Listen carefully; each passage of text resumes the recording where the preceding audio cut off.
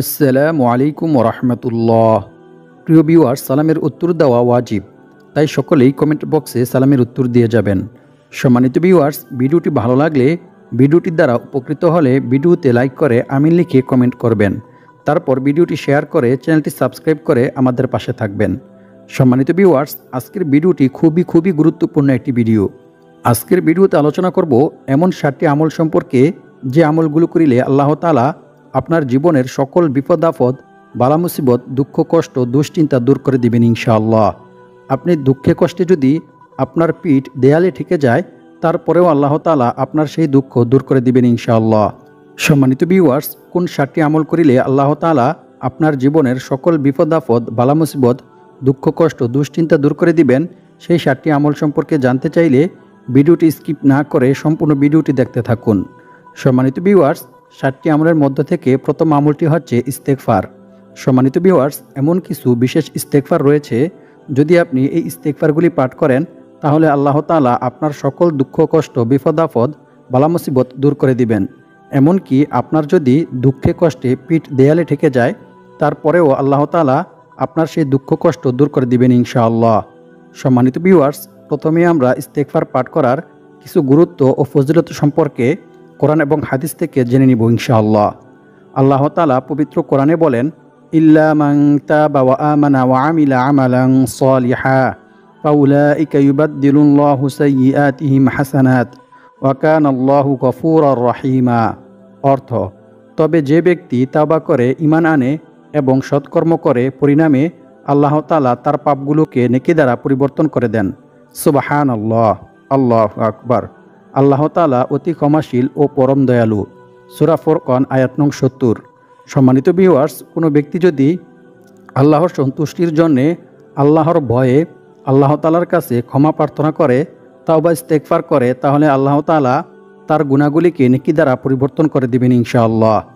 অন্য এক আয়াতে আল্লাহ তাআলা বলেন, আর যে ব্যক্তি আল্লাহকে ভয় করবে, আল্লাহ তাআলা তার সমস্ত সমস্যা থেকে উত্তরণের পথ বের করে দিবেন, আর তাকে এমন জায়গা থেকে রিজিক দান করবেন যা সে কল্পনাও করতে পারবে না।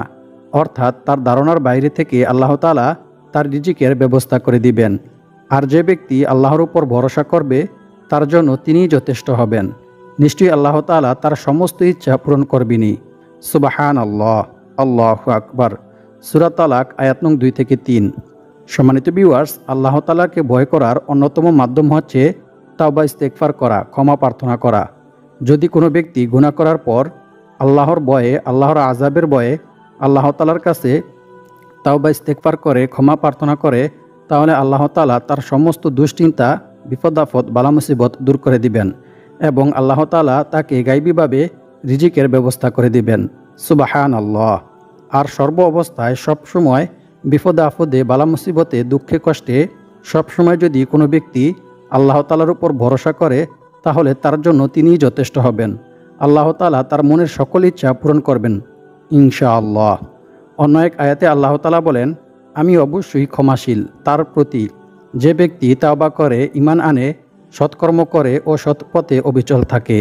সূরা তাহা আয়াত নং 82।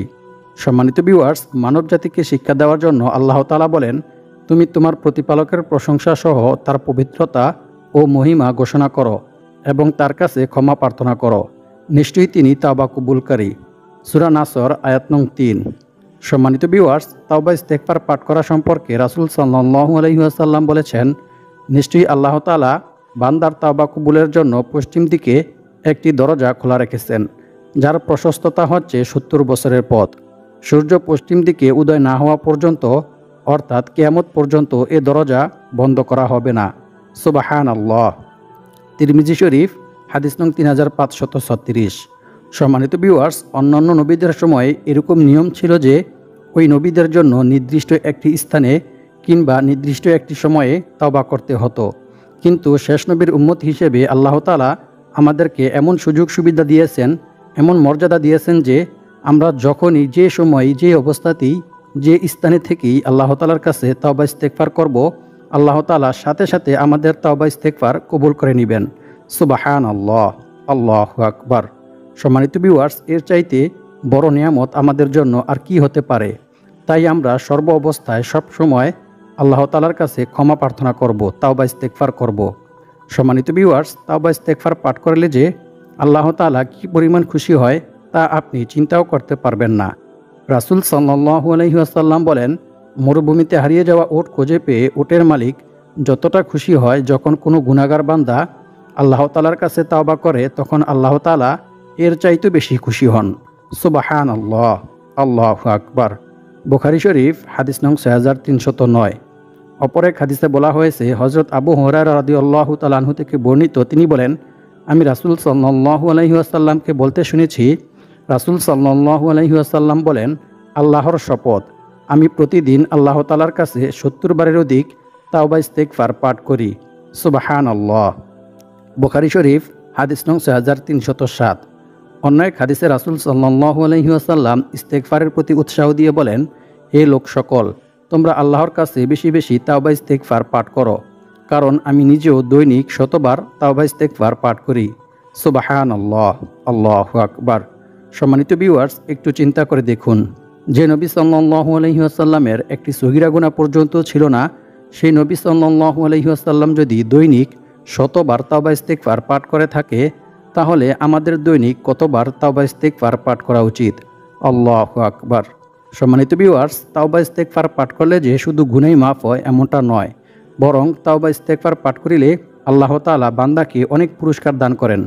তার মধ্য থেকে কয়েকটি হচ্ছে, আল্লাহ তাআলা বান্দার বিপদ আপদ, বালা মুসিবত, দুঃখ কষ্ট দূর করে দেন, বান্দার অভাব অনটন দূর করে দেন, এবং আল্লাহ তাআলা বান্দার জীবনের সকল গুনাহ মাফ করে দেন, এবং আল্লাহ পাক রব্বুল আলামিন বান্দাকে গায়বীভাবে রিজিকের ব্যবস্থা করে দেন। সুবহানাল্লাহ, আল্লাহু আকবার।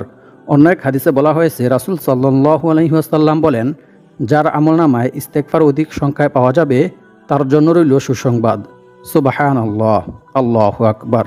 অপর এক হাদিসে বলা হয়েছে, আয়েশা সিদ্দিকা রাদিয়াল্লাহু তাআলা আনহা থেকে বর্ণিত, তিনি বলেন, রাসূল সাল্লাল্লাহু আলাইহি ওয়াসাল্লাম বলেছেন, বান্দা যখন গুনাহ করার পর তা স্বীকার করে এবং অনুতপ্ত হয়, অতঃপর আল্লাহ তাআলার কাছে ক্ষমা চায়, তখন আল্লাহ তাআলা বান্দাকে ক্ষমা করে দেন। সুবহানাল্লাহ, আল্লাহু আকবার। মিশকাত শরীফ হাদিস নং 2330। অপর এক হাদিসে বলা হয়েছে, রাসূল সাল্লাল্লাহু আলাইহি ওয়াসাল্লাম বলেন, সৎকর্ম ছাড়া অন্য কোনো কিছুই মানুষের হায়াত বাড়াতে পারে না, এবং দোয়া ছাড়া অন্য কোনো কিছুতেই মানুষের ভাগ্য তথা তাকদির পরিবর্তন হয় না। মানুষ তার পাপ কাজের কারণে তার প্রাপ্য রিজিক থেকে বঞ্চিত হয়। নাউজুবিল্লাহি মিন যালিক। সুনান ইবনে মাজাহ হাদিস নং 4022। অর্থাৎ কোনো ব্যক্তি যদি গুনাহের কাজ করে, তাহলে আল্লাহ তাআলা তার রিজিক ছিনিয়ে নেয়, তার সুখ শান্তি ইজ্জত মর্যাদা ছিনিয়ে নেয়।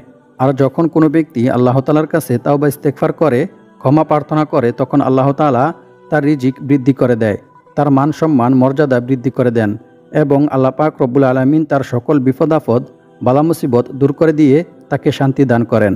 সুবহানাল্লাহ। অন্য এক হাদিসে বলা হয়েছে, রাসূল সাল্লাল্লাহু আলাইহি ওয়াসাল্লাম বলেন, যে ব্যক্তি ইস্তেগফার তথা ক্ষমা প্রার্থনা করাকে নিজের জন্য আবশ্যক করে নেবে, আল্লাহ তাআলা তাকে গায়বীভাবে রিজিকের ব্যবস্থা করে দিবেন। সুবহানাল্লাহ, আল্লাহু আকবার। সুনানে নাসাই হাদিস নং 3819। অপর এক হাদিসে বলা হয়েছে, আব্দুল্লাহ ইবনে আব্বাস রাদিয়াল্লাহু তাআলা আনহু থেকে বর্ণিত, তিনি বলেন, রাসূল সাল্লাল্লাহু আলাইহি ওয়াসাল্লাম বলেছেন, যে ব্যক্তি বেশি বেশি তাওবা ইস্তেগফার পাঠ করবে, আল্লাহ তাআলা তার সমস্ত সমস্যা থেকে উত্তরণের পথ বের করে দিবেন, এবং তার সমস্ত দুশ্চিন্তা মিটিয়ে দিবেন, এবং অকল্পনীয় উৎস থেকে গায়বীভাবে আল্লাহ তাআলা তার রিজিকের ব্যবস্থা করে দিবেন। সুবহানাল্লাহ, আল্লাহু আকবার। সুনান ইবনে মাজাহ হাদিস নং 3819। সম্মানিত ভিউয়ার্স, কোন দুটি ইস্তেগফার পাঠ করিলে আল্লাহ তাআলা আপনার জীবনের সকল গুনাহ মাফ করে দিবেন এবং সকল বিপদ আপদ বালা মুসিবত দূর করে দিবেন, এবং আপনাকে আল্লাহ তাআলা গায়বীভাবে রিজিক দান করবেন, সেই দুটি ইস্তেগফার সম্পর্কে জানতে চাইলে ভিডিওটি শেষ পর্যন্ত দেখতে থাকুন। ভিডিওর শেষে আমি আপনাদেরকে এই গুরুত্বপূর্ণ দুটি ইস্তেগফার সম্পর্কে জানিয়ে দেব ইনশাআল্লাহ। সম্মানিত ভিউয়ার্স, বিপদ আপদ বালা মুসিবত দুঃখ কষ্ট থেকে বাঁচার জন্য দ্বিতীয় আমলটি হচ্ছে দুরূদ শরীফ। বেশি বেশি দুরূদ শরীফ পাঠ করিলে আপনার সকল বিপদ আপদ বালা মুসিবত দুঃখ কষ্ট আল্লাহ তাআলা দূর করে দিবেন ইনশাআল্লাহ। হযরত উমর বিন খাত্তাব রাদিয়াল্লাহু তাআলা আনহু বলেন, নিশ্চয়ই বান্দার দোয়া মুনাজাত আসমান ও জমিনের মাঝখানে ঝুলন্ত অবস্থায় থাকে, তার কোনো কিছুই অর্থাৎ তার কোনো ইবাদতই আল্লাহ পাকের নিকট পৌঁছায় না, যতক্ষণ না বান্দা তার নবীর প্রতি দুরূদ পাঠ করবে। তিরমিজি শরীফ। সুতরাং সর্ব অবস্থায় সব সময় বেশি বেশি দুরূদ শরীফ পাঠ করতে হবে। অন্য এক হাদিসে বলা হয়েছে, রাসূল সাল্লাল্লাহু আলাইহি ওয়াসাল্লাম বলেন, যে ব্যক্তি আমার উপর একবার দুরূদ শরীফ পাঠ করবে, আল্লাহ তাআলা তার প্রতি 10টি রহমত নাজিল করবেন, তার 10টি ভুল ক্ষমা করে দিবেন এবং তার জন্য সম্মানের 10টি স্তর মর্যাদা উন্নত করবেন। সুবহানাল্লাহ, আল্লাহু আকবার। নাসাই শরীফ। অন্য এক হাদিসে বলা হয়েছে, রাসূল সাল্লাল্লাহু আলাইহি ওয়াসাল্লাম বলেন, যে ব্যক্তি বেশি বেশি দুরূদ শরীফ পাঠ করবে, কিয়ামতের দিন সেই ব্যক্তি আমার সবচাইতে নিকটে থাকবে। সুবহানাল্লাহ, আল্লাহু আকবার।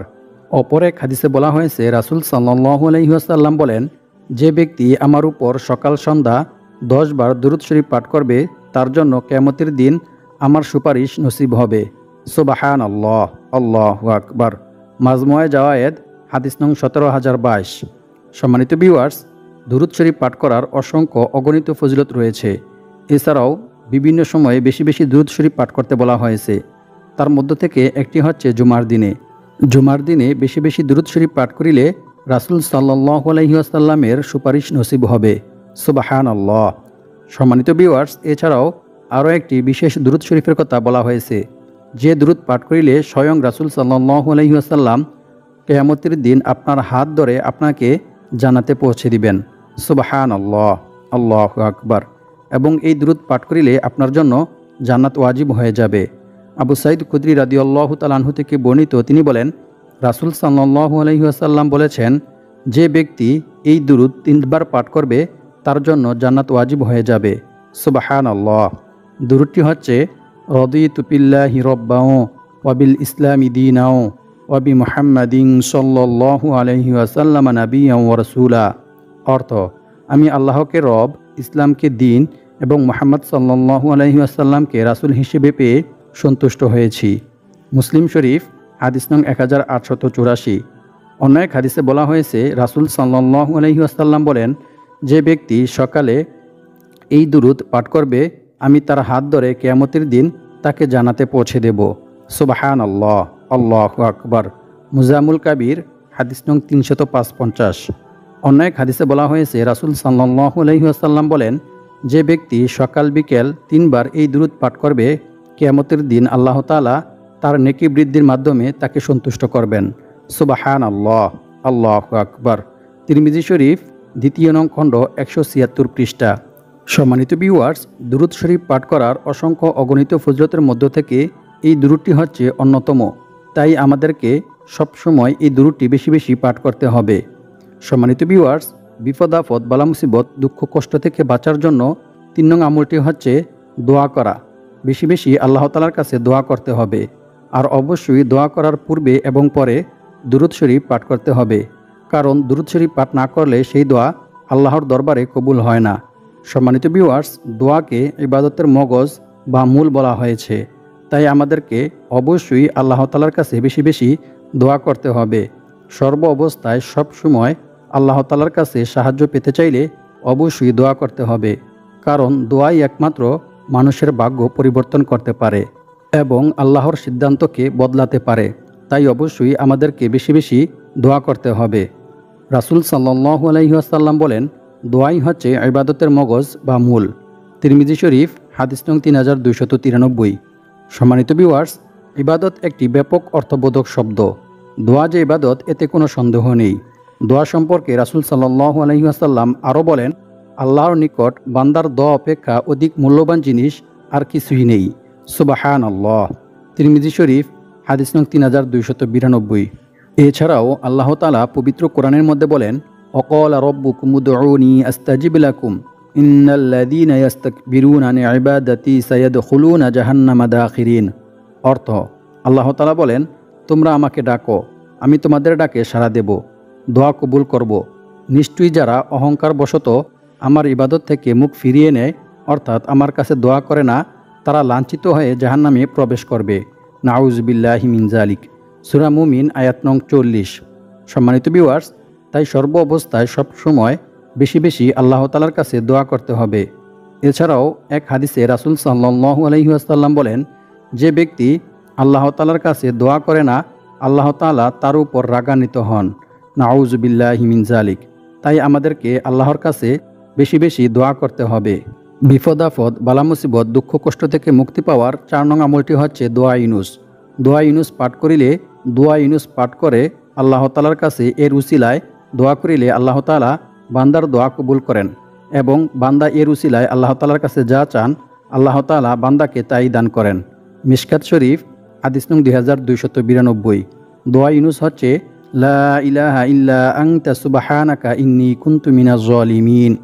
সম্মানিত ভিউয়ার্স, দুঃখ কষ্ট বিপদ আপদ বালা মুসিবত থেকে মুক্তি পাওয়ার জন্য 5 নং আমলটি হচ্ছে ইয়া জাল জালালি ওয়াল ইকরাম। এই ইসমে আজমটি বেশি বেশি পাঠ করা।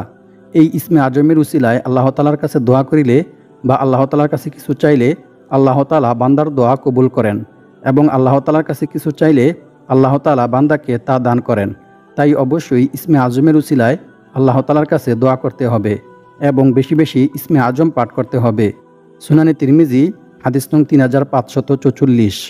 সম্মানিত ভিউয়ার্স, বিপদ আপদ বালা মুসিবত দুঃখ কষ্ট থেকে মুক্তি পাওয়ার আরেকটি আমল হচ্ছে আল্লাহুম্মা কফিনি বিহালালিকা আন হারামিকা ওয়া আগনিনি বিফাদলিকা আম্মান সিওয়াক। এই দোয়াটি পাঠ করা। রাসূল সাল্লাল্লাহু আলাইহি ওয়াসাল্লাম বলেন, যে ব্যক্তি এই দোয়া বেশি বেশি পাঠ করবে আল্লাহ তাআলা তাকে ইয়েমেনের শির তথা পাহাড় পরিমাণ ঋণ পরিশোধ করার ব্যবস্থা করে দিবেন। সুবহানাল্লাহ। তিরমিজি শরীফ হাদিস নং 3563। যেহেতু সমস্ত অশান্তি এই ঋণের কারণেই হয়ে থাকে, তাই আমরা যদি এই দোয়াটি বেশি বেশি পাঠ করি তাহলে আল্লাহ তাআলা আমাদেরকে অনেক টাকা পয়সা ধন সম্পদ দান করবেন এবং আমরা ঋণ থেকে মুক্তি পেতে পারবো ইনশাআল্লাহ। এছাড়াও বিপদ আপদ বালা মুসিবত থেকে মুক্তি পেতে চাইলে বেশি বেশি আল্লাহর জিকির করতে হবে। আল্লাহ পাক রব্বুল আলামিন আমাদের সবাইকে এই 7টি আমল করে আমাদেরকে সমস্ত বিপদ আপদ বালা মুসিবত এবং ঋণ থেকে মুক্ত হয়ে অনেক টাকা পয়সা ধন সম্পদের মালিক হওয়ার তৌফিক দান করুক। আমিন।